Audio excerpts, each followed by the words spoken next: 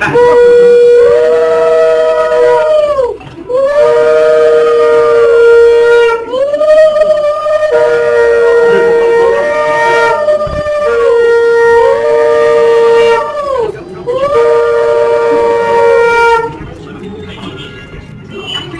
দেখো এখানে আশীর্বাদ করার পর ছোট কানে মধু আর মুখে মধু যেটা হয় ওটাই দিয়েছে। তো তারপরে দেখো এখানে ঘরে এসেও আয়স্তটাও পরিয়ে দিল আশীর্বাদ হিসাবে, আর আশীর্বাদও করে দিল। এরপরে আমার বাবার ক্লিপসটা আমি দিয়েছি, কারণ বাবা এখানে প্রচুর ফানিভাবে আর কি ওকে আর কি আশীর্বাদ করছিল। আমার বাবা খুবই মজায় আর কি জমিয়ে রেখেছিল বিয়েবাড়িটা। তো সেটারই একটা ছোট্ট ক্লিপস তোমাদের সাথে শেয়ার করে দিলাম।